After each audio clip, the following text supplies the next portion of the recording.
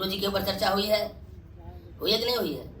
हुई है। और वंदनीय माता जी के ऊपर नहीं हुई। आज हमने गुरु जी ने कहा है गायत्री को प्रणाम कर लिया तो गुरु जी को प्रणाम कर लिया, माता जी को प्रणाम कर लिया तो गुरु जी को प्रणाम कर लिया, और गुरु जी को प्रणाम कर लिया तो माता जी को प्रणाम कर लिया। उन्होंने कहा गायत्री माता, गुरु जी और माता जी में कोई अंतर नहीं है।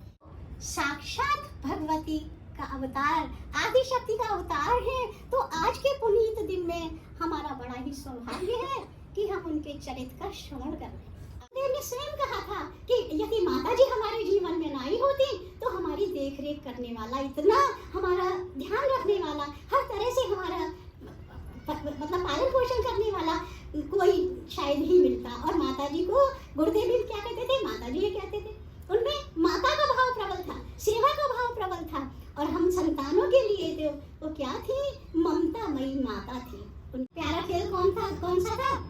मिट्टी के छोटे छोटे शिवलिंग बनाती, सहेलियों के साथ उसकी पूजा करती, ओम नमः शिवाय का जप करती, महामंत्र का, और ध्यान लगाकर फिर वो जप करने बैठ जाती। तो जब वो ध्यान लगाती, आंखें बंद करती, तो सहेलियां कहती ये तो गई और वो 9-11 उड़ाती। छोटे बच्चे कहाँ ध्यान लगाएंगे? पर हमारी माता जी जो मिट्टी का शिवलिंग बनाते थे, उसके आगे न जाने कितनी देर तक ध्यान लगाकर बैठी रहती। सब कहते अरे ये तो बालिका बड़ी विलक्षण है, चलो करने दो इसको जो। श्री रामकृष्ण परमहंस जी के साथ माँ शारदा मणि के रूप में बैठी, संत कबीर के साथ माता लोई के रूप में बैठी है। तो उनको कुछ दिखा, उनको वो और भी अद्भुत था। शिवलिंग से एक सुंदर सुदर्शन सौम्य वर्ण गौरांग युवक की आकृति निकली, और वह आकृति अखंड दीप के सम्मुख बैठी जप कर रही है। और माताजी ने उसके वामांग में स्वयं को बैठे पाया। वो अचंभित हो गई, यह क्या है, कौन सा यह दृश्य है। लेकिन जो उनकी अति मानसी चेतना थी, उससे यह अभिव्यक्त हो गया, उनके सम्मुख यह स्पष्ट हो गया कि पूर्व जन्म में मैं क्या थी, इस जन्म के मेरे क्या कर्तव्य हैं, और यह जो गौरांग युवक है यही मेरा भावी पति है इस जन्म का, इसी के लिए मैंने जन्म लिया है। जी अन्नपूर्णा का अवतार थी, भोजन बनाती थी, खिलाती थी, उसके द्वारा संस्कार प्रदान। जब गुरुदेव यहाँ से मथुरा छोड़कर विदाई लेकर हरिद्वार गए, तो वंदनीय माता जी भी उनके साथ गई। ये क्या कहते थे कि शांति कुंज माता जी की तपस्थली है, यहाँ से माता जी करेंगी कन्या जागरण, नारी जागरण का शंखनाद करेंगे।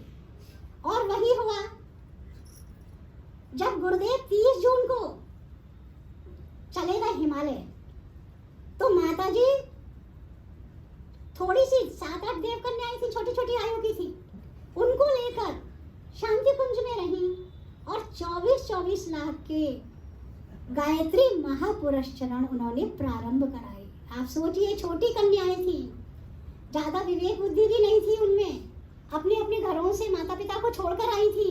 माता जी ने उनको कितना लाड़ दिया होगा, कितना दुलार दिया होगा। विविध प्रकार से उन्होंने उनको सिखाए, लाठी चलाना सिखाया और भी बहुत सी चीजें सिखाई। तो माता जी ने महिला जागरण के लिए अकाट्य प्रयास किए, अथक प्रयास किए। 1974 में शांति कुंज में महिला शिक्षण शिविर प्रारंभ कर दिए गए। 1975 में इन महिला शिक्षण शिविर में क्या होता था, आवासीय भी कर दिए। 1 वर्ष के लिए कन्याएं आती थी, उनको विभिन्न परीक्षाएं भी दिलाई जाती थी, हाई स्कूल की, इंटर की, बीए की, जो जिस योग्य होती थी उसको परीक्षाएं भी दिलवाते थे। और अपने मिशन के 21वीं सदी नारी सदी का उद्घोष वरन वंदनीय माता जी ने दिया।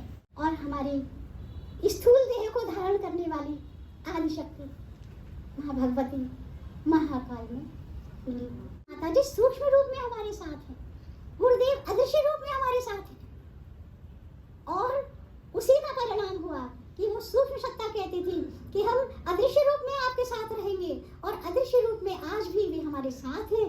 जब हम परिक्रमा करते हैं सचल श्रद्धा प्रखर प्रज्ञा की, या जब हम ध्यानस्थ होते हैं, तो माता जी गुरुदेव का वरद हस्त हमारे साथ होता है, और हम उनकी कर संतानें हैं। तरफ निगाह दौड़ाया कि ऐसे किस ऋषि विशेष को आमंत्रित किया जाए जो गायत्री महाविद्या की प्रतिनिधि गायत्री माता में प्राण फूंक सके और वो माँ जन जन में प्राण का संचार कर सके। ऐसे किसी सामर्थ्यवान व्यक्ति का जब साक्षात्कार नहीं हुआ गुरुदेव को, तो उनको बहुत डांट पड़ी हिमालय के ऋषियों द्वारा। बोले गायत्री महाविद्या का पुनर्जीवन तो तुम कर रहे हो, कलयुग में जो लुप्तप्राय थी, अब आदमी तुम ढूंढने दुनिया में चले हो। तो उन्हें ही 24 दिन तक जल उपवास करना पड़ा। विषय को थोड़ा संक्षिप्त करेंगे। और उन्होंने 12 देव कन्याओं के माध्यम से 6 देव कन्याएं दाहिनी तरफ, 6 देव कन्याएं बाईं तरफ गायत्री माता की मूर्ति की प्राण प्रतिष्ठा की। और उसी एक रात पहले 24 दिन जल उपवास के बाद उनको हिमालय से दादा गुरुदेव द्वारा संप्रेषित एक ऋषि व्यक्तित्व ने अखंड अग्नि समर्पित किया, जो मुख्य हवन कुंड के बीचों बीच में आप लोग रोज देखते हैं। 820 वर्ष से ज़्यादा हो गया उस अखंड अग्नि को प्रज्वलित हुए। उन ऋषि समूह से गुरुदेव ने उत्सुकतावत पूछा कि कैसे जाना जाए कि ये कितनी पुरानी है। उन्होंने बताया कि ऋषि परंपरा छोड़ दीजिए, मैं लौकिक परंपरा के हिसाब से आने वाली पीढ़ियों और पीछे वाली पीढ़ियों के संदर्भ में जहाँ तक जानकारी है, उन दिनों 750 साल पुरानी अखंड अग्नि थी। बाकी ये इसे बताया जाता है कि शिव पार्वती की शादी इस अखंड अग्नि के समकक्ष हुई थी। बाकी इसकी प्रामाणिकता उपलब्ध नहीं है।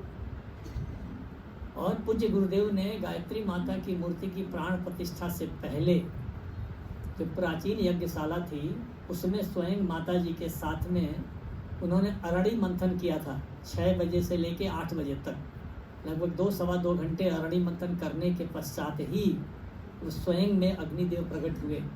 तो आप सोच सकते हैं कि यहाँ अग्निदेव स्वयं प्रकट हुए, कितना दिव्य क्षेत्र है। और यहाँ किन किन लोगों ने तपस्या किया है? 2400 तीर्थों का पवित्र जल और रज केवल यहाँ पर है, दुनिया में और कहीं नहीं मिलेगा। आप पूरा गूगल आंटी से भी पूछ लीजिए, और बाकी किसी और जगह कोई तीर्थ हो तो वहाँ जाके पता कर लें। कितने तीर्थ हैं? 2400 तीर्थों का पवित्र जल और रज, और रोज उनकी तपस्या और आरती की जाती है आप जैसे साधकों के द्वारा। सोचिए उनके प्राण में कितनी बढ़ोतरी है। तीर्थ किसे कहते हैं? तारयितु समर्था की तीर्थ, जो अनेक जन्मों की अनेक समस्याओं का समाधान कर दे, तार कर दे, उद्धार कर दे, उसे तीर्थ कहते हैं। ऐसे दिव्य तीर्थ में आप यहाँ आए हैं। और वहाँ और किन किन लोगों ने तपस्या किया है? माता जी ने उन दिनों 2400 करोड़ गायत्री मंत्र हाथ से लिखवा लिया था। बहुत बड़ी संख्या होती है, हम महापूर्णावती में भी इतना मंत्र लिखवा नहीं पाए। और माता जी ने और गुरु जी ने कितना क्या किया था बोलिए? 2400 हाथ से लिखे मंत्र आज भी सुरक्षित है माता जी के जो कक्ष है उसके ऊपर, और गुरुदेव के कक्ष के ऊपर अभी भी तीर्थ, क्योंकि यहीं से शांति कुंज गया था। और यहाँ पर बताया जाता है कि महर्षि अंगिरा ने तपस्या किया था। अंगिरा कौन है? ये ब्रह्मा जी के मानस पुत्र हैं। ब्रह्मा जी ने सृष्टि की संरचना की तो उस समय उन सबसे छोटे पुत्र उनके कौन है? मानस पुत्र, जो केवल संकल्प से पैदा हुए थे, शरीर से नहीं। तो उन्होंने तपस्या इसी जगह किया था। और क्या कहा था, क्या मांगा था कि हमारे पिता ब्रह्मा जिस उद्देश्य से नए सृष्टि की रचना करना चाहते हैं, उनके उद्देश्य में हम भी सहायक हो और हमारे आने वाली पीढ़ियां सहायक हो। क्या उद्देश्य था? मनुष्य में देवत्व का उदय, धरती पर स्वर्ग का अवतरण, यानी धरती देवी देवताओं के रहने लायक बनी रहे, ये उद्देश्य था। उनके बेटे का नाम जानना चाहेंगे आप? देवगुरु बृहस्पति। देवगुरु बृहस्पति इसी जन्म इस शरीर में सशरीर यहाँ पैदा हो गए और देवता बन गए। तो देवताओं को देवी देवताओं वाला गुण सिखाने लगे। पूज्य गुरुदेव ने ये प्रार्थना, और उनके बेटे का नाम है ऋषि भारद्वाज। जैसे गुरुदेव का गोत्र क्या है? भारद्वाज। वो किस लिए जन्म लिए थे, किस लिए तपस्या किए थे? कि हर आदमी को देवी देवताओं वाले गुण सिखा दिए जाए। तो उन्होंने अपने पूर्वजों से प्रार्थना किया, अगर गायत्री हमारी सिद्ध है तो हमें यह अधिकार दिया जाए कि हम हमारे व्यक्ति को देवी और देवता बनाने के गुण सिखा सके। और देखिए आज भी आप लोग यही कर रहे हो, खुद तो बनी रहे हो और आने वाली पीढ़ियों को भी देवी देवता के गुण सिखा रहे हो। महर्षि अंगिरा की तपस्या, इन्होंने ब्रह्मा से ही वरदान मांगा था। मित्रों, साधारण भूमि नहीं है, इस आप बाजार में नहीं घूम रहे हैं, कहीं मिलेगा नहीं ये तीर्थ। दूसरे ऋषि दुर्वासा यहाँ तपस्या किए थे। दुर्वासा जी ने खीर खाने के बाद माता रुक्मिणी से कहा कि इस खीर को कृष्ण के ऊपर चोटी से सर से लेके एड़ी तक कहीं कोई जगह मत छोड़ना, सभी जगह इस खीर को लगा देना। क्यों? कृष्ण भारत को महान भारत बनाने जा रहा है। क्या बनाने जा रहा है?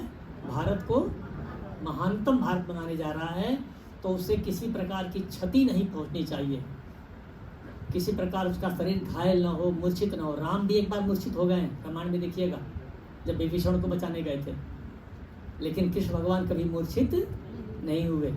ये कौन सा कवच था? ऋषियों का कवच था। पूज्य गुरुदेव ने इस जगत तपस्या करके क्या कवच माना? गायत्री महाविद्या का कवच माना, जो अपने बेटे बेटियों के लिए मांगा। केवल अपने लिए मांगा क्या? आपके लिए मांगा कि नहीं मांगा? हाँ। ये आज भी आप पंचामृत पीते हैं तो कहाँ पूछते हैं? बोलिए, किसी ने बताया आपको कि पंचामृत कहाँ पहुँचना चाहिए? नहीं। स्वतः होता है ना। ये बाबा लोग भागवती कथाओं में जरूर कुछ कथा बताएंगे, लेकिन ये कथा नहीं करेंगे तपोभूमि के बारे में। तो ये जान लीजिए कि क्या क्या रहस्य है यहाँ पे। वो इसीलिए आप करते हैं कि हमें वही अमरत्व प्राप्त हो, गायत्री महाविद्या का कवच प्राप्त हो। पूज्य गुरुदेव ने ये कवच आप सभी को सुलभ कराया, और यहाँ बहुलीकरण किया गया कुंडलनी जागरण के लिए। परमात्मा श्री कृष्ण यहाँ इसी तपस्थली में 7 दिन रुके थे। बगल में ही जन्मभूमि है, लगभग 1.25 किलोमीटर पे। तो इसी जगह परमात्मा श्री कृष्ण ने 7 दिन रुके थे। 7 दिन क्यों रुके थे? पहले किसी राजा का उत्सव होता था, एक दिन का उत्सव नहीं होता था कि आओ लड़ाई लड़ो और चले जाओ। पहले हाथियों का खेल होता था, ऊँटों घोड़ों का खेल होता था, पशुओं का खेल होने के बाद फिर तमाम तरह के क्रीड़ा होते थे, और अंत में मल्लयुद्ध होता था। तो 7 दिन में कंस बहुत ही बलशाली था, और उसने एक बार जरासंध को भी परास्त किया था। जरासंध को दुनिया में आज तक कोई परास्त नहीं कर पाया था, स्वयं भीष्म पितामह भी नहीं। दोबारा पढ़िएगा महाभारत। उसकी सेना थी, बीच के कुछ क्षेत्र जो है भीष्म पितामह ने जीत लिए थे। वो पटना से आ नहीं पाता था, इसलिए बाद में वो हो गया था। तो बड़ी सेना लेकर के कौन आएगा? जरासंध आएगा। तो उससे मैं अकेले हम राज्य भी संभाल रहे हो और त्रैलोक भी संभाल रहे हो। आप भागवत की महिमा में पढ़ सकते हैं। तो उन्होंने अनेक रूपों में काम करने के लिए अपने 7 चक्रों का जागरण किया। पूज्य गुरुदेव ने भी अपने 7 चक्रों का जागरण किया, भारत की कुंडलनी का जागरण किया, और विश्व की कुंडलनी का जागरण इसी क्षेत्र में किया। अब आप यहाँ किस लिए आने का संवर्धन और पापों का मर्दन करने के लिए आप यहाँ पर आए। अनवरत मनोमंजन करिए। गुरुदेव का शब्द क्या है? मन को भी मंजन की तरह से साफ करें। झोला पुस्तकालय, झोला पुस्तकालय गुरुदेव ने जब शुरू किया था तो कहा था कि बेटा, अगर तेरा गुरु शरीर छोड़ दिया है, माताजी शरीर छोड़ दिए हैं, तो तू मेरा श्राद्ध तर्पण करेगा कि नहीं? मुझे पानी देगा कि नहीं? मुझे अन्न देगा कि नहीं? लिखे हुए शब्द हैं गुरुदेव के। तो उन्होंने कहा था झोला पुस्तकालय क्या है? इसके अंदर जो पैसा लगा करके तू जो किताबें खरीदेगा वो मेरे श्राद्ध का अन्न है। श्रद्धा पूर्वक तू अन्न दे रहा है किसी को, और इसको जन कल्याण में इसको किसी को दे देगा तो वो हमारे लिए तर्पण के समान है। अब इससे बड़ी बात आपका गुरु क्या लिख दे? झोला पुस्तकालय क्या है उनके लिए? श्राद्ध और तर्पण। अगर जरा भी श्रद्धा आपके पास है तो झोला पुस्तकालय जरूर चलाइए। एक पुस्तक आपके पास जरूर होनी चाहिए जो आप किसी को दे सकें। गांधी जी का सबसे प्रिय शिष्य कौन थे?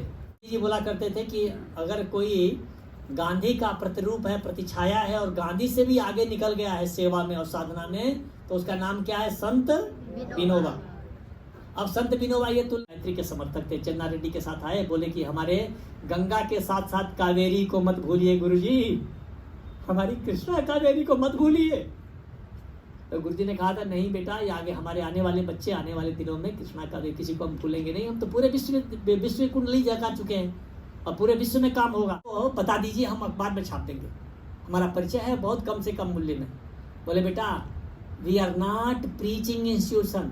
सुनिए गुरुजी दो अंग्रेजी बोलते थे ना, 2 लाइन में बोलते बेटा भी। याभ्यंतर शुचिः ओम पुनात् पुंडरीकाक्षः पुनात् पुंडरीकाक्षः पुनातु आचमनम् ओम अमृतोपस्तरणमसि स्वाहा ओम अमृतापिधानमसि स्वाहा ओम राम एव परम ब्रह्म राम एव परम तपः राम एव परम तत्त्वं श्री रामो ब्रह्म तारकम् ओम श्री रामाय नमः। कथा भी होगी तो फूल और अक्षत चढ़ाएंगे, उसके बाद उन्हें प्रणाम करेंगे और मृत्युंजय भाई साहब को प्रणाम करते हुए और भाभी जी को उनसे प्रसाद और हवन कुंड का जो हवन है भस्म है वो उनको प्रसाद में मिलेगा। तो सभी लोग यहाँ से लेते जाएंगे और लेकर नीचे की तरफ उतरते जाएंगे। तो सभी लोग को यहाँ प्रसाद मिल रहा है। सभी लोग एक एक करके लाइन लगाते हुए आते जा रहे हैं और निकलते जा रहे हैं। देखिए भाभी जी और मृत्युंजय भाई साहब यहाँ बैठ के सभी लोगों को प्रसाद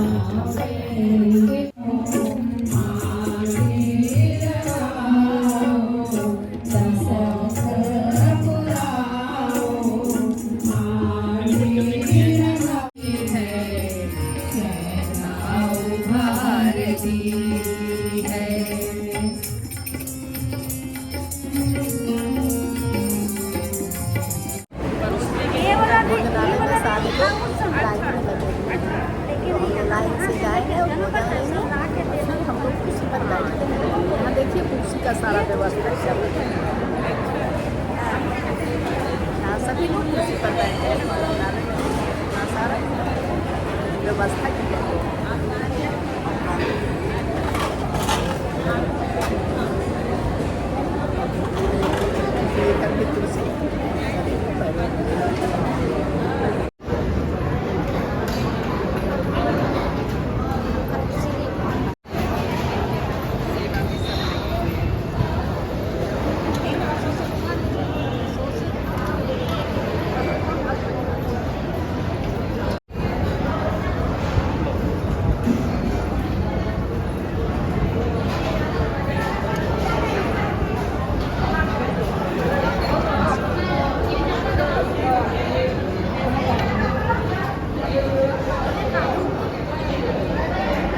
आज मेरा 9 दिन का फास्टिंग है। तो देखिए कितना सारा यहाँ मथुरा शक्तिपीठ क्या है नवरात्रि और ये लास्ट में लस्सी। अब हम इस भोजन को खाएंगे। प्रसाद, ये प्रसाद है हम लोग का, इसे ग्रहण करेंगे।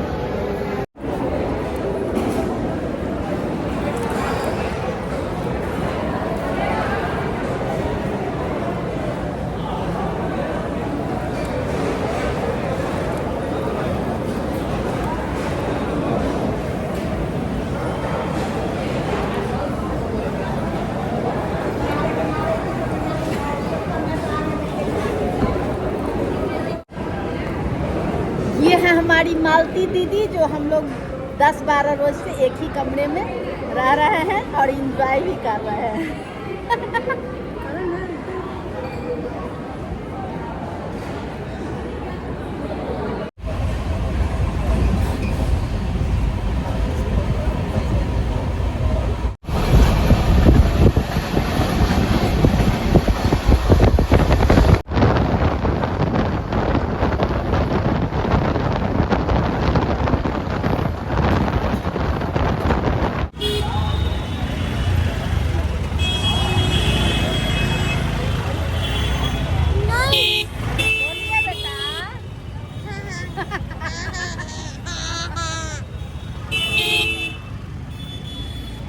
ये मेरा नाती है जो देखिए कितना चंचल है और कितना बात बोल रहा है।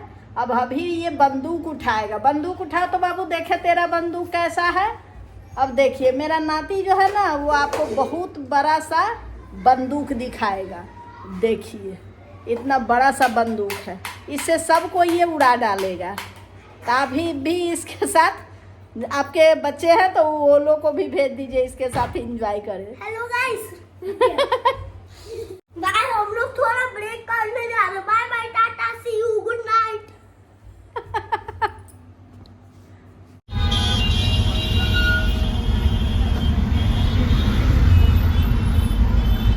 ये देखिए माता श्री है मेरी। अब इनकी बात सुनिएगा तो आपको हंसते हंसते पेट फूल जाएगा मेरे माता श्री का। देखिए मेरी माता श्री का बाल उजला हो गया तो उसके कारण मेरी माता श्री बहुत परेशान है कि मेरे बाल तो उजले हो गए हैं। अच्छा लगैया।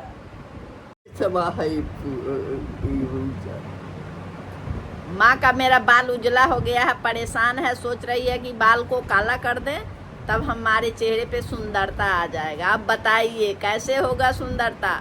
पीछे से देखिए हमारी छोटी दुल्हन आ रही है, देखिए हमारे घर की छोटी दुल्हन, इनको भी देखिए, ये भी लाइन में लग गई हैं।